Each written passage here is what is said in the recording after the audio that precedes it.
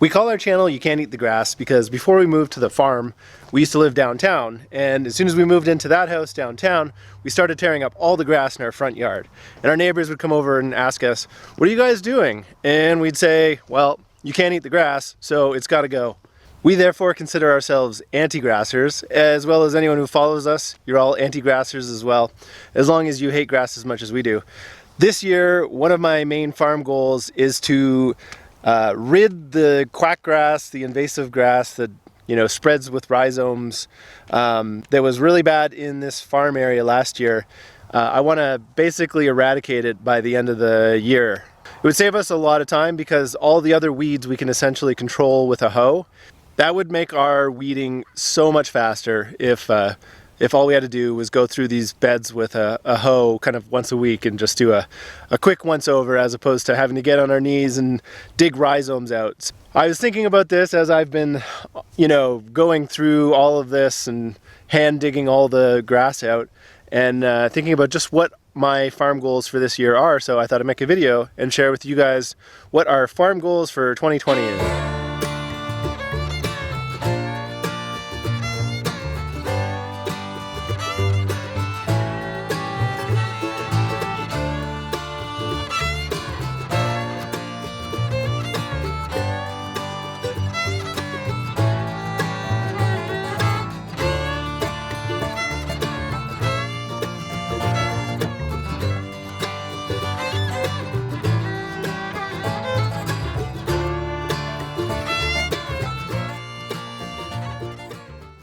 Functionally, this year isn't too different than last year, surprisingly. We're always home and we're always working, which is exactly what it was like last year. My goal is to put in a hard day's work basically every single day. I want to go to bed feeling tired and wake up feeling sore, because that means that I'm kind of utilizing all of the daylight, all the time that I have awake, and I just want to feel like I've pushed us forward as far as I possibly could this year. So my number one goal, besides being an anti-grasser, is to work really hard at whatever we end up doing this year. I feel like everything will fall in place as long as I put in a good hard day's work every day.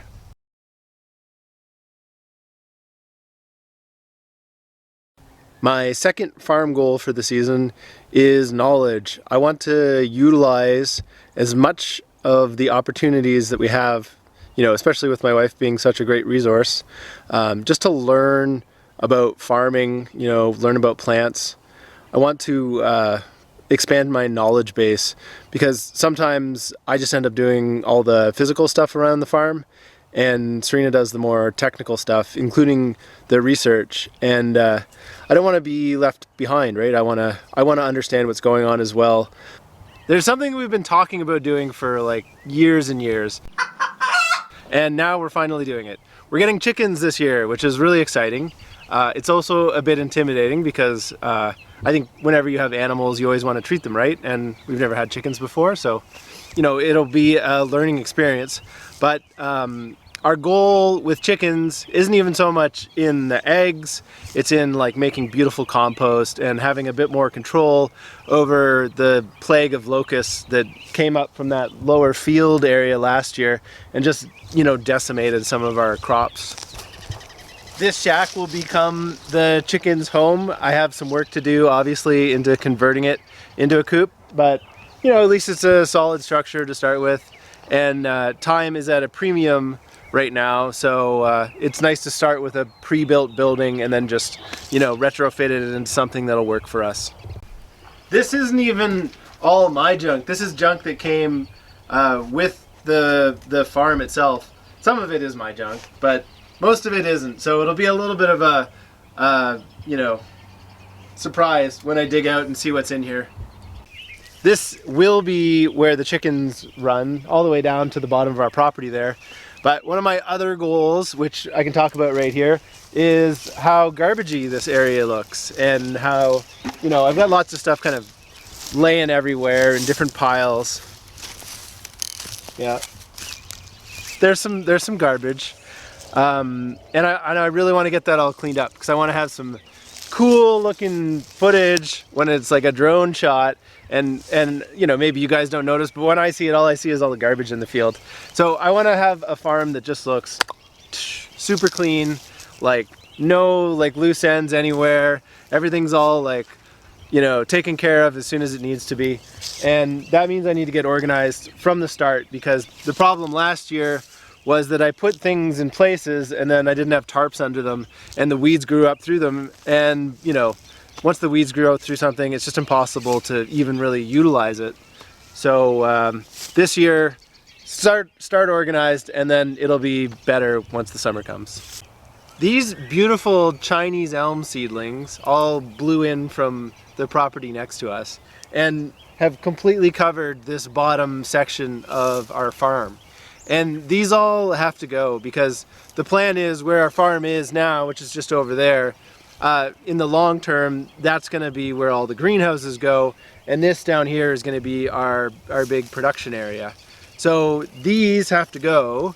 Some of them are going to stick around a little bit this year for some shelter for the chickens, but essentially I have to get all this area cleaned up, because next year's big plan was to do irrigation, and until we have all the beds kind of laid out in their final form, we can't lay out the final irrigation system.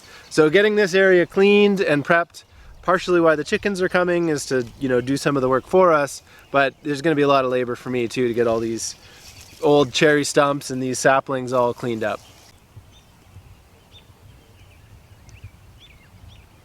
2020 isn't going to be the year that we had planned it to be, but we still hope to stay on track for our 5-year plans and be really busy, keep ourselves, you know, goal oriented, and really try to grow a lot of food for the community in, you know, this crazy year. If you want to give me a hard time about me not following through on all these goals, then make sure to subscribe so you can follow us all summer as we try to farm as hard as we can. Thanks for watching.